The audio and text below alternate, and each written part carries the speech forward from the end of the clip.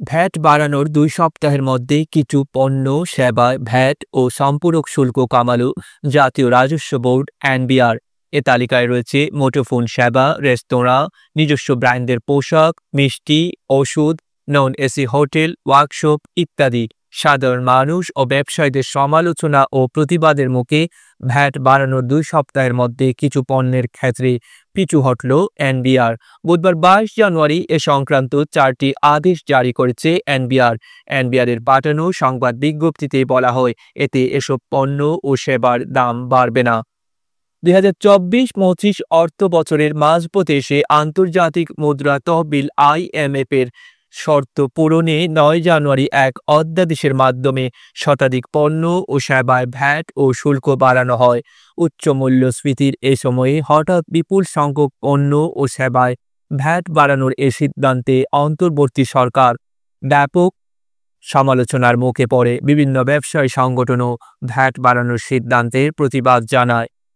মুঠোফোনের সিম বা রিম কার্ড ব্যবহারের মাধ্যমে টেলিফোন সেবায়, টক টাইম, ইন্টারনেট ব্যবহার ইত্যাদি ক্ষেত্রে সম্পূরক শুল্ক ২০% থেকে বাড়িয়ে ২৩% করা হয়েছিল।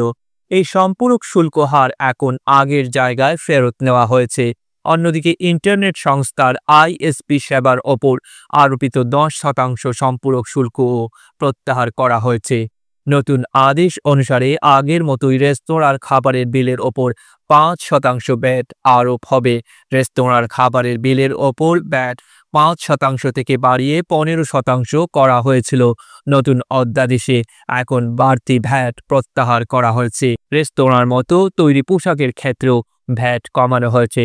নিজস্ব ব্র্যান্ডের পোশাক ব্যতীত অন্যান্য পোশাক বিক্রির ক্ষেত্রে ভ্যাট হার করা হয়েছে ৭.৫%।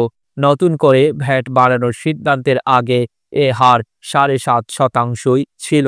৯ জানুয়ারি যা বাড়িয়ে ১৫% করা হয়েছিল। এখন বাড়তি সেই হার প্রত্যাহার করে নেওয়া হয়েছে। তবে বাড়তি ভ্যাট থাকছে ব্র্যান্ডের পোশাকের ক্ষেত্রে। এ হার করা হয়েছে ১০%। ৯ জানুয়ারির আগে তা ছিল ৭.৫%। মিষ্টির দোকানেরও ভ্যাট হার ১৫% থেকে কমিয়ে 10% করা হয়েছে।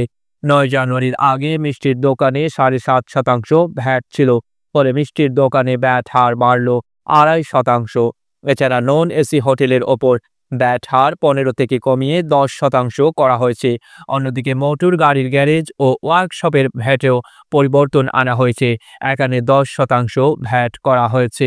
ওষুধের ক্ষেত্রে স্থানীয় ব্যবসায়ী পর্যায়ে ভ্যাটের হার ২.৪% বাড়িয়ে ৩% করা হয়েছিল। এখন বাড়তি ভ্যাট প্রত্যাহার করে নেওয়া হয়েছে। এতে ওষুধের দাম বাড়বে না বলে মনে করে এনবিআর। ডেস্ক রিপোর্ট, আধুনিক কাগজ।